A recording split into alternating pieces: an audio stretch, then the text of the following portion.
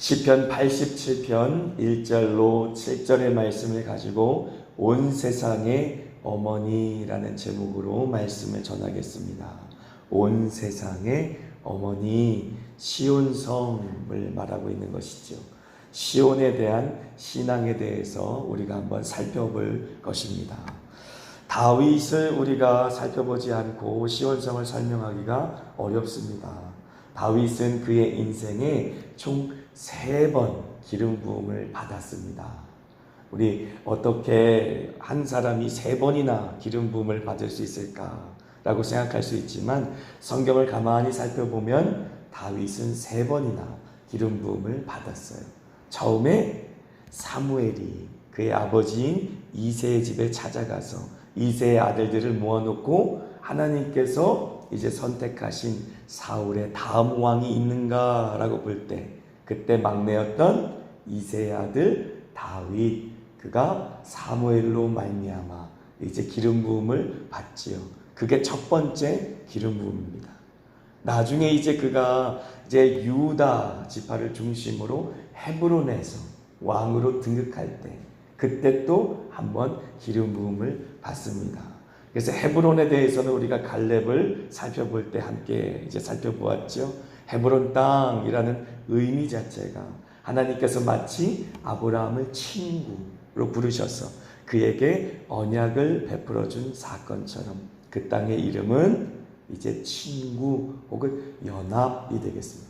하나님과 이 땅의 백성이 온전히 하나 되어서 하나님의 언약을 받고 하나님 앞에 예배를 드린 곳, 하나님의 이름을 처음 부르고 하나님의 사람 아브라함이 하나님으로부터 언약을 받은 곳, 그 헤브론 땅에서 다윗은 기름 부음을 받고 7년 반 동안 왕으로서 정치를 시작합니다. 그리고 이제 그가 유다뿐만 아니라 온 이스라엘의 왕으로 이제 등극할 때 예루살렘에 올라가서 또 한 번 이제 기름 부음을 받습니다. 그래서 다윗의 인생에 총 3번에 걸쳐서 기름 부음을 받는데 첫 번째는 사무엘을 통해, 두 번째는 헤브론에서, 그 다음에는 예루살렘에서 이렇게 3번의 기름 부음을 받는다라는 사실을 기억해 주시면 좋을 것 같아요. 그래서 예루살렘에서 이제 다윗은 온 이스라엘의 왕으로 등극하게 됩니다. 그리고 그때까지만 해도 여부스라고 하는 강대한 민족이 점령하고 있었던 시온산성은 점령되지 않은 상태였었습니다. 다윗이라고 하는 용맹한 하나님의 왕일 뿐만 아니라 장수였던 다윗은 꾀를 내어서 이 시온산성을 수로를 통해서 점령에 들어갑니다. 그래서 결국은 그 견고한 산성이었던 해발 700m 이상 가운데 있었기 때문에 그 성을 점령하는 것이 굉장히 어려웠지만 여부스 족속을 쫓아내고 그 산성을 이제 점령하여 예루살렘 성으로서 하나님 앞에 봉헌해 드리는 것이지.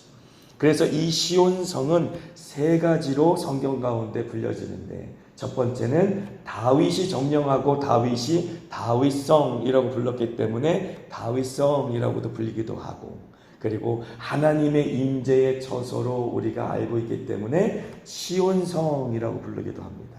그리고 모두가 다 아는 것처럼 예루살렘 성이라고 불리기도 하지요. 그래서 시온성이라고 하는 것은 사실 지리적인 의미로 해발 700m 가운데 있는 다윗성, 시온성 혹은 예루살렘 성을 의미한다라고도 할 수 있겠지만 모든 믿음의 사람들이 영적인 측면에 하나님의 임재의 처소였고 또 하나님을 예배하는 처소였기 때문에 이제 구약시대의 이스라엘 백성들 뿐만 아니라 신약 성도들에게도 의미가 있는 곳이다 라고 알 수가 있겠습니다. 왜 그러냐면 시편 14편 7절의 말씀을 함께 읽겠습니다. 이스라엘의 구원이 시온에서 나오기를 원하도다. 여호와께서 그의 백성을 포로된 곳에서 돌이키실 때에 야곱이 즐거워하고 이스라엘이 기뻐하리로다 라고 고백하는 것이지요. 이스라엘의 구원이 시온에서 나온다라는 시온에 관한 신앙이 이스라엘 백성들 마음속에 있었기 때문입니다. 그래서 시온을 그냥 바라보지 않고 그들은 심지어 예루살렘 성을 잃어버리고 곳곳에 흩어진 디아스포라가 되었을 때에도, 혹은 그들이 이제 바벨론에 70년 동안 포로로 잡혀 있었던 그런 포로기에도 그들은 시온을 바라보며 예배하였고 시온성에 임자였던 하나님의 영광을 사모하며 예배하였다라는 사실을 알 수가 있습니다. 그런데 이러한 신앙은 이스라엘 백성들에 국한되지 않는다. 요한계시록 14장 1절의 말씀 같이 읽습니다. 또 내가 보니 보라, 어린 양이 시온산에 섰고 그와 함께 14만 4천이 서 있는데 그들의 이마에는 어린 양의 이름과 그 아버지의 이름을 쓴 것이 있더라. 아멘. 어린 양이 어디에 서 있다고 말합니까? 시온산에 섰고. 그래서 이제 예수 그리스도께서 하나님의 약속대로 십자가에 못 박혀 죽으시고 그 대속의 죽음으로 말미암아 모든 인류가 구원을 얻게 된다라는 사실을 우리에게 역사적으로 보여줄 뿐만 아니라 이제 예수 그리스도의 십자가 사건으로 말미암아 구원받은 백성 14만 4천이 이 땅 가운데 주님께로 돌아올 것이다 라고 하는 그림이죠. 그래서 생각해 보세요. 우리가 아브라함의 후손이라고 생각할 때도 영적인 자손들을 의미하지 않습니까? 믿음으로 말미암아 이 땅에 태어날 영적인 후손을 이제 우리는 아브라함의 자손이다라고 말하며 이제 이스라엘의 육적인 자손들만 하나님께서 구원하시고 택하신 것이 아니라 DNA적으로 아브라함의 진짜 육신적인 자녀들만 하나님께서 택한 것이 아니라 믿음으로 말미암아 구원을 얻는 자녀들을 일컬음이다 라는 사실을 우리가 고백하는 것처럼 시온이라는 개념도 이제 문자적으로만 시온, 예루살렘을 회복한다라고만 보면 안 된다라고 하는 것이죠. 그래서 시온주의에 대한 설명도 제가 드렸습니다. 시온주의는 문자적으로 시온이 회복돼야 된다. 이제 마지막 때에는 예루살렘이 문자적으로 회복돼야 된다. 그래서 예수님께서 문자적으로 예루살렘으로 이제 강림하셔서 재림하실 것이다 라고 믿는 사상이 있는데 그렇지 않다라고 하는 것이죠. 여기에서 말하는 시온은 바로 교회를 일컫는 것이다 라고 하는 것입니다. 우리가 영적인 자손 14만 4천을 영적인 자손 교회로 보는 것처럼 시온 역시도 예수님께서 이 땅에 예수 그리스도의 반석 위에 세우실 교회를 일컫는다라는 사실을 기억해야 하는 것입니다. 그래서 이제 시편 48편 1절과 2절의 말씀 우리 같이 한번 읽겠습니다. 여호와는 위대하시니 우리 하나님의 성 거룩한 산에서 극진히 찬양 받으시리로다. 터가 높고 아름다워 온 세계가 즐거워하며 큰 왕의 성 곧 북방에 있는 시온산이 그러하도다. 이스라엘 백성들은 이제 어떻게 보면 제한된 공간 시온 혹은 이제 그들의 눈에 보이는 예루살렘 성이라고 하는 그들의 역사 속에 있었던 공간을 바라보면서 하나님, 그 하나님, 우리의 왕 되신 하나님이 거하시던 곳이다. 하나님께서 영광 가운데 임재하시던 곳이다 라고 볼 수 있겠지만 보세요. 터가 높고 아름다워 라고 할 때 이제 예수 그리스도 이미 이 땅 가운데 오신 예수 그리스도로 말미암아 그의 몸된 교회가 세워지고 그래서 영원히 영광 가운데 모든 믿음의 구원받은 사람들이 예배드릴 수 있는 예배의 처소인 교회라는 공동체가 회복된 이루어진 신약 성도들은 그 터를 무엇이라고 바라봐야 될까요? 바로 예수 그리스도 영원한 반석 위에 세우신 교회라고 봐야 되는 것이죠. 그래서 우리가 210장 함께 찬양했지 않습니까? 210장 찬양한 그 찬송가의 가사가 사실 오늘 설교한 모든 내용들이 다 함축되어 있는 것이죠.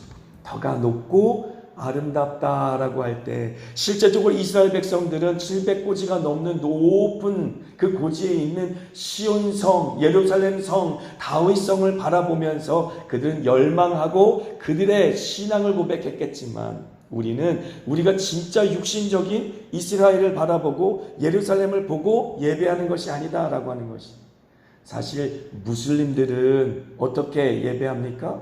하루에 3번씩 시간을 정해서 그들이 신이라고 믿는 알라가 거주하는 공간인 그런 카바라고 하는 그러한 곳을 바라보고, 정확히 이 어플리케이션에도 있어요. 요즘엔 발전해서 핸드폰에 어플리케이션을 깔아서 이제 카바라고 하는 그들이 바라볼 수 있는 그 성전을 향하여서 알라라고 하는 자신의 신이 임재하는 그곳을 바라보며 절을 하며 예배합니다. 근데 우리도 시온성을 향해서 그렇게 예배해야 될까요?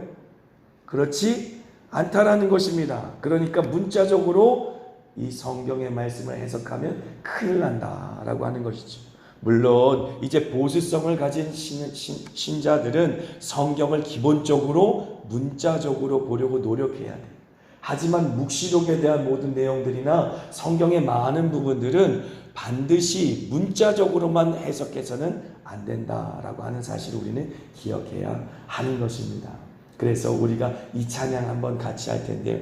크신 주께 영광 돌리세라는 복음성가 혹시 기억하십니까? 크신 주께 영광 돌리세, 그 한번 찬양을 한번 같이 부르고 계속해서 말씀 묵상하도록 하겠습니다. 같이 한번 부릅니다. 크신 주께 영광 돌리세, 하나님의 성에서 그의 거룩한 산에서 터가 높고 아름다워 온 세상에 기쁜 저 북방에 있는 시온산 근왕의 성일세. Sing hallelujah, sing hallelujah, sing hallelujah. 근왕의 성일세. 여호와께 찬양 드리세.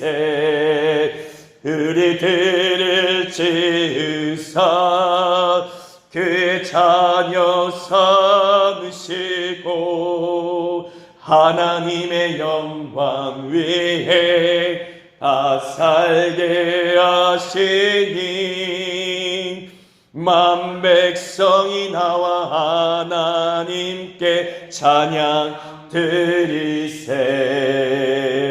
Sing hallelujah, sing hallelujah, sing hallelujah. 근왕의 성일세.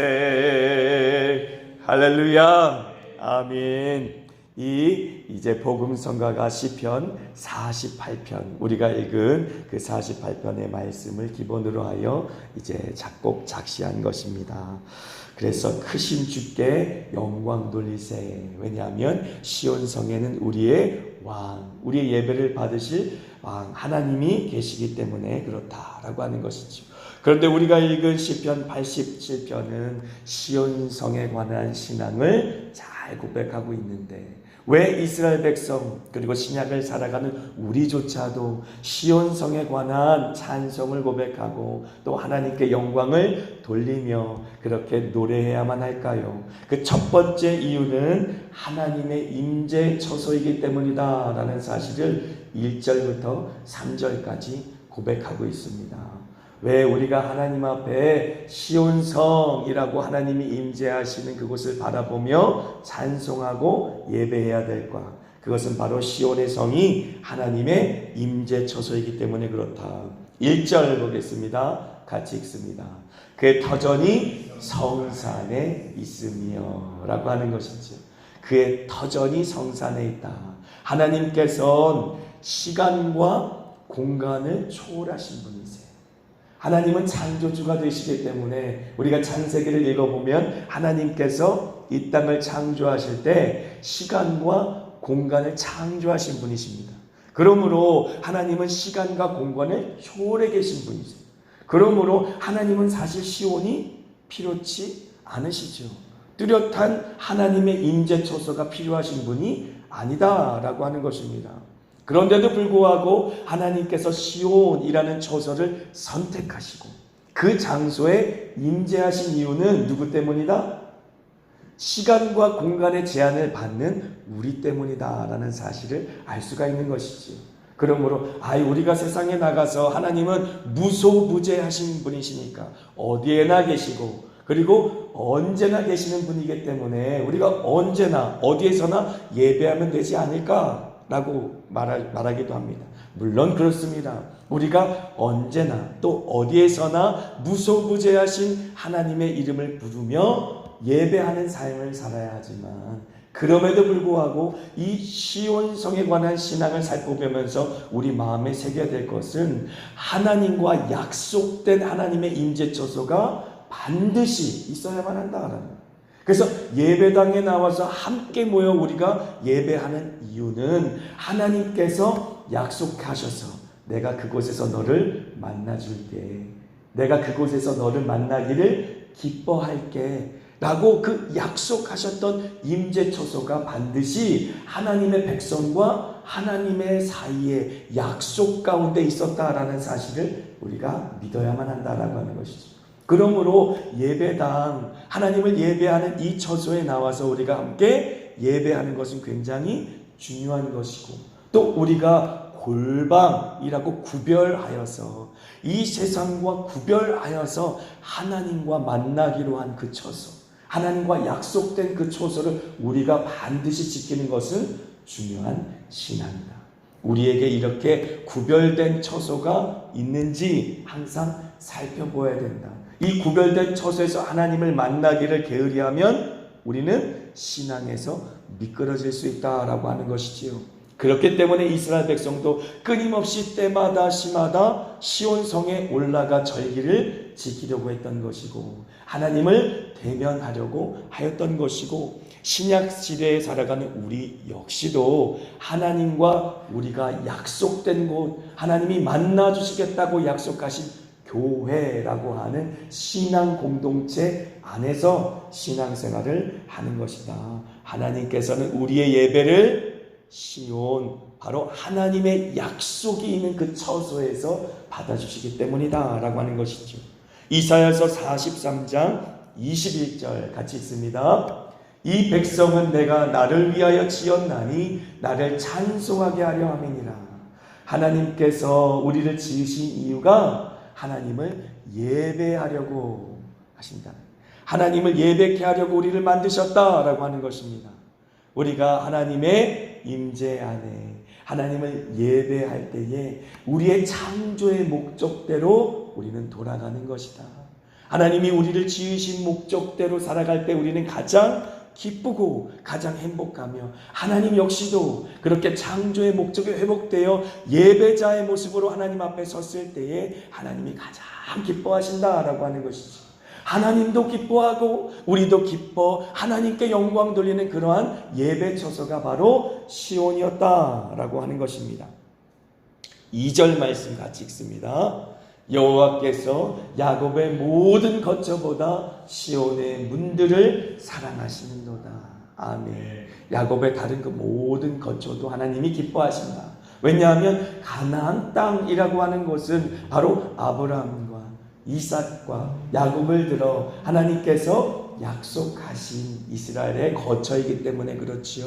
그래서 젖과 꿀이 흐르는 땅으로 그들을 이끌어들여서 이제 하나님의 백성과 하나님이 함께 동거하고 동락하는 곳이기 때문에 그 모든 것을 다 기뻐하지만 왜 시온성을 하나님께서 더 기뻐하는가? 그곳은 바로 구원받은 사람들이 그 문을 통해 들어오기 때문에 그렇습니다. 하나님을 예배할 사람들이 그 문을 통해 들어올 것이기 때문에 그렇습니다. 그러므로 요한복음 10장 7절의 말씀이 생각나는 구절이죠. 예수님께서 무엇이라고 말씀하십니까? 나는 양의 문이다 라고 말씀하시는 것이지. 이제 그 양의 문을 들어오며 나가며 꼴을 얻게 될 것이다. 하나님의 구원을 받은 모든 백성들이 그 시온의 문으로 들어오는 모습을 바라보면서 하나님이 기뻐하신다, 흐뭇해 하신다, 흡족해 하신다라는 것이죠. 그래서 한마음교회 구원의 문이 활짝 열려있고 이제 그 예배당의 문을 들어오는 여러분의 모습을 보며 하나님께서는 기뻐하신다.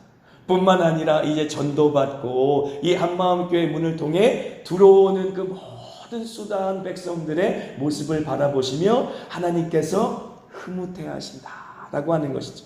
왜냐? 시온이라고 일컫는 그 처소, 그리고 주님께서 이 마지막 때에는 교회라고 이제 주님께서 구별된 이 예배의 처소에는 하나님이 임재하시는 처소이기 때문에 그렇지.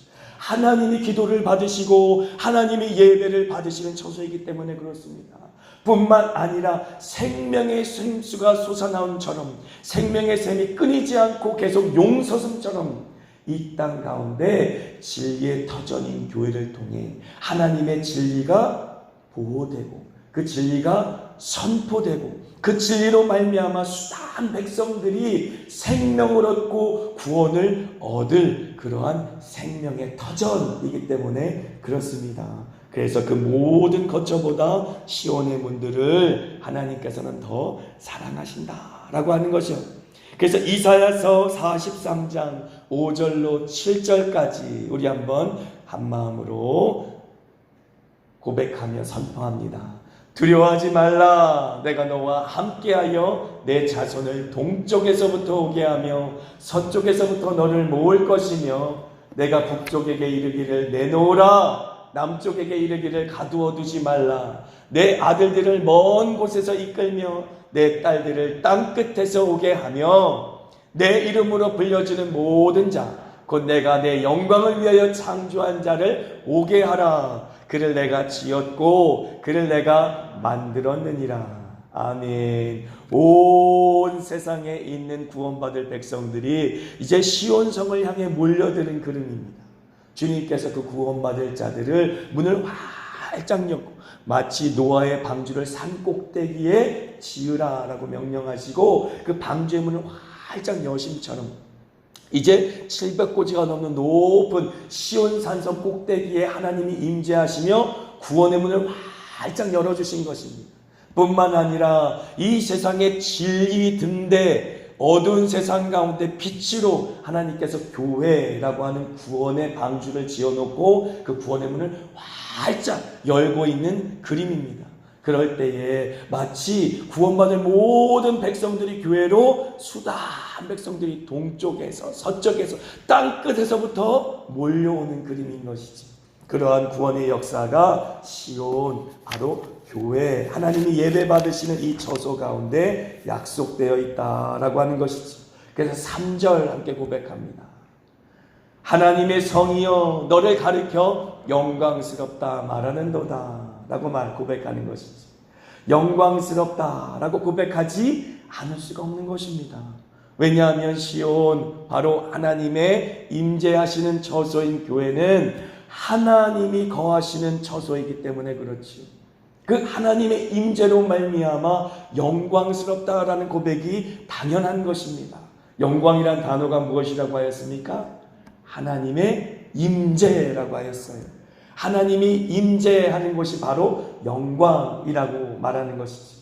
그런데 그 하나님의 임재하시는 곳에서 우리가 하나님의 백성이 구원으로 말미암아 하나님의 형상을 회복하고 또 하나님의 형상이 우리 가운데 회복된 모든 믿음의 사람들이 하나님께 영광을 돌려드리며 예배하는데 이 어찌 영광스럽지 않을 수가 있단 말입니까?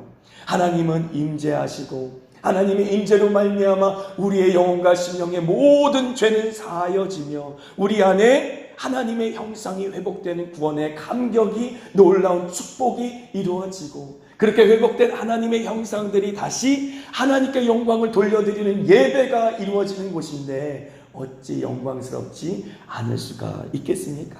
그러므로 시인은 하나님의 성이여 너를 가리켜 영광스럽다라고 고백하고 있는 것입니다. 그리고 이제 시온 성을 바라보며 왜 우리가 찬미해야 하는가? 그 두 번째 이유는 4절과 7절에 기록되어 있는데 온 세상의 어머니이기 때문에 그렇습니다. 온 세상의 어머니. 4절 말씀 보죠. 같이 읽습니다. 나는 라합과 바벨론이 나를 아는 자 중에 있다 말하리라.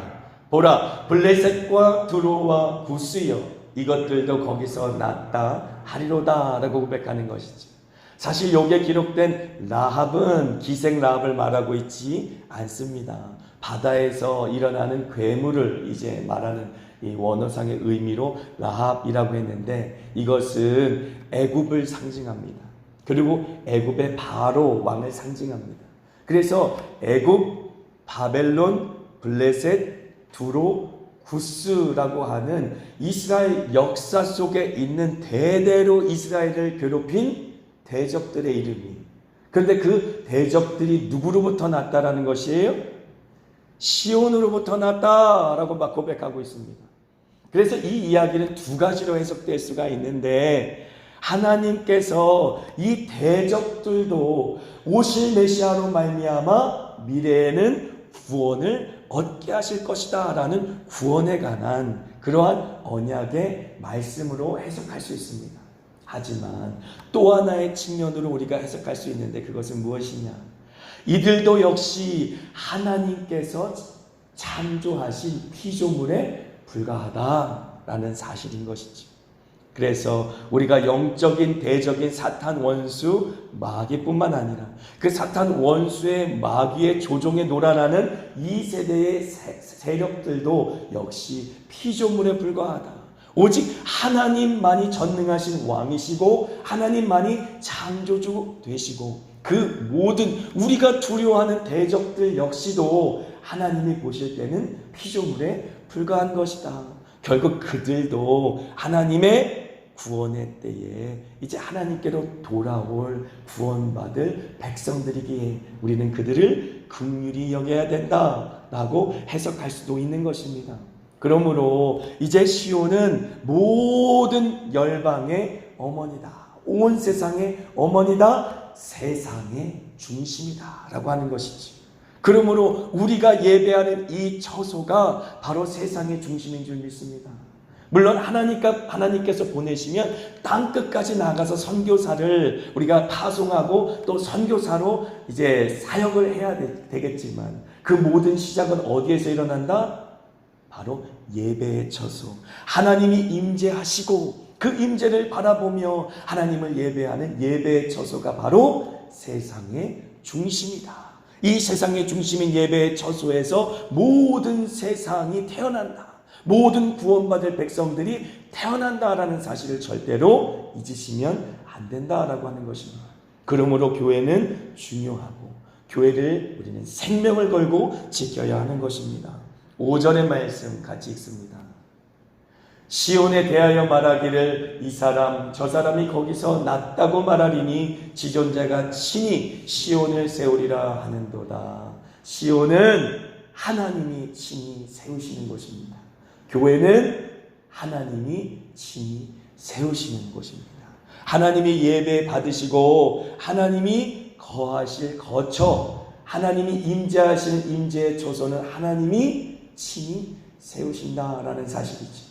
뿐만 아니라 여기에 보면 이 사람, 저 사람이 거기서 났다라는 이 말은 70인역에 의하면 사람들이 시온을 어머니라 말할 것이다 라고 번역했어요. 사람들이 시온을 어머니다 라고 말할 것이다. 그래서 제가 칼빈의 이야기를 들으면서 교회를 하나님께서 이 땅에 어머니로 주셨다라고 설명했습니다. 우리는 하나님을 아버지라고 고백하는 또 이 땅의 교회를 마치 하나님께서 주신 어머니와 같이 그 품을 우리가 누릴 수 있게 하나님이 하셨다라고 하는 것이지. 하나님의 다함없는 그 사랑을 하나님께서는 교회를 통해 모든 세계 만방 가운데 펼치신다. 이사야서 54장 2절과 3절 같이 읽습니다.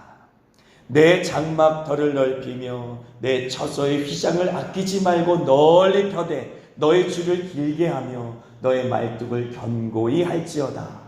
이는 내가 좌우로 퍼지며 내 자손은 열방을 얻으며 황폐한 성읍들을 사람 살 곳이 되게 할 것입니다. 아멘. 이사야서 54장 2절과 3절의 말씀은 하나님께서 이사야 선지자를 통해서 예루살렘이 어떻게 회복될 것인가에 대한 그림을 우리에게 알려주고 있는 것입니다. 그럴 때 이 예루살렘의 회복은 우리로 어떤 말씀이 기억하게 합니까? 사도행전 1장 8절의 말씀이 떠올라야만 하는 것이지. 오직 성령이 너희에게 임하시면 권능을 받고 예루살렘과 온 유다와 사마리아와 땅끝까지 이르러 예수 그리스도의 복음의 증인이 되게 하시는 역사 말입니다. 그러므로 내 휘장을 아끼지 않고 널리 펴라고 말씀하지 않습니까? 그 말뚝을 견고히 박으라고 말하지 않습니까? 물론 시온성이라는 곳이 많은 구원받을 사람을 모아서 그 문 안으로 들어오는 사람들을 구원받게 하는 구원의 처소이기도 하지만 그렇게 모아들이고 끝나는 게 아니에요. 예루살렘 성, 시온성, 다윗성은 마치 어머니의 품과도 같아서 그의 태중에 모든 영혼들을 품지만 이제 10달 동안 그 모든 영혼들이 구원받아서 생명을 얻고 이제 하나님의 예배자로 또 하나님의 증인으로 준비되면 어떻게 하신다는 거예요? 다시 세상 가운데로 보내신다는 그림입니다. 이 그림이 이 시편 87편에 기록되어 있다는 것이 굉장히 놀랍지 않습니까?